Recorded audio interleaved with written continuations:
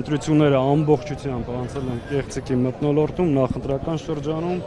բուն ընտրությունների օրը այդ կեղծիքները շարունակվել են նաև հետընտրական շրջանում, այդ թվում նաև կենտրոնական ընտրական հանձնաժողովի խայտառակ որոշումը, որը օրը ցերեկով, չէ, երեկոյան գողացավ Բարգավաճ Հայաստանի 60,000 քվեն մեկ ստորագրությամբ։ Երբ մարդիկ ընդդիմությանը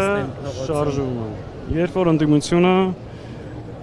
որոշի, կազմակերպի ու դուրս գա։ Այդ առումով գնում են, որտեղ Սամվել Կարապետյանն էր խոսել ընդդիմությանը միասնական հանդես գալու այդ քննարկումներ տեղի ունենում են։ Այո, ես այսպես ասեմ, Հայլակ ջան,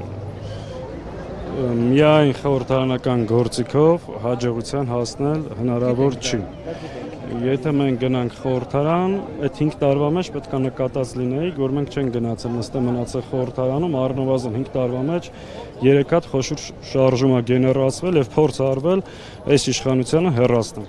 Այդ հարցը տվեք նրանց, ովքեր այս 5 տարվա մեջ ոչինչ չեն արել, այդ հարցը ինձ մի տվեք։ Լիքը մարդիկ որոշ ճանաչում են։ Ես 3 անգամ փորձել եմ։ 3 անգամ։ Առնվազն փողոցով Նիկոլին հեռացնել։ Հանեն չի մենակ դուք։ Հետևաբար, ահա, դե ով չի արել, լավ են արել ու շնորհակալ եմ ու ճիշտ են արել ու հալալա որ եկել են ու եսի տարբերություն շատերի գնահատում եմ ցանկացած Հայաստանի Հանրապետության քաղաքացու, այդ թվում առավել եւս քաղաքական ուժերի մասնակցություն։ Ում եք ակնարկումը։ Լավ գիտեք անում։ Հիմա հեղափոխում է պարոն Սաղաթելյան։ Բայց բիզնես լավ գիտես, ցավը տանում։ Հիմա փոքրային պայքար նախատեսվում է, թե այն արդյունքները ՍԴ-ի չբավարարեն չկարողացած։ Ամեն դեպքում տարբեր սցենարներ քննարկվում են ու նաև կա խորային հասկացությունը եւ գիտակցությունը, որ պետքա փողոց դուրս գալ առավելագույնը կազմակերպված, որպեսզի հաջողությունը լինի անխուսափելի։ Այսինքն փողոց դուրս գալու համար դա ճիշտ չեն գալու։ Սաղաթելյան հավատում եք, որ կարող է իշխանությունը փոփոխվել ընտրությունների միջոցով հաշվառվելով նաև վերջին ընտրությունները։ Առնվազն այս պարագայում իշխանությունը ամեն ինչ արեց վերարտադրվելու համար։ Հաջորդ ընտրությունը, եթե սրանք մնան 5 տարի հետո, մենք չենք պատրաստվում ձեռքներս ծալած նստել եւ 5 տարի սպասել, այսպես ասեմ։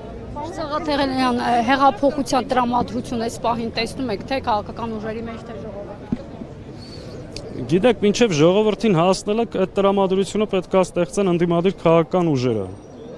Ու տեսնեն ժողովրդի կողմից այդ արձագանքը կա, թե չէ, դա փոխադարձ է, ընդդիմադիր ուժեր, ժողովուրդ պետք է աշխատել, կազմակերպել այդ մթնոլորտը ձևավորել։ Մի բան ակնհայտ է, որ ինչքան ուզում է, այսքան արտաքին խայտառակ միջամտության, հսկայական ընտրակեղծումների, պետական կաշառքի, ասենց լայնածավալ խախտումների պայմաններում գործող ուժը չկարողացավ ապահովել 50% քվ։ Հետևաբար ակնհայտ է, որ կա դժգոհություն։ Հիմա մեր քաղաքական ընդդիմադիր ուժերի խնդիրն է ճիշտ կազմակերպել այդ դժգոհությունը, ճիշտ պահի դուրս գալ եւ փորձել համաժողովրդական ընդգրկում շարժման միջոցով ժողովրդի կամքը թելադրել եւ հեռացնել այս իշխանությանը։ Հիմա եթե ինձանից ժամկետ հարցնեք, ասել չեմ կարող, որովհետեւ դա միայնակ կամ մեկ ուժի որոշելիք չի, պետք է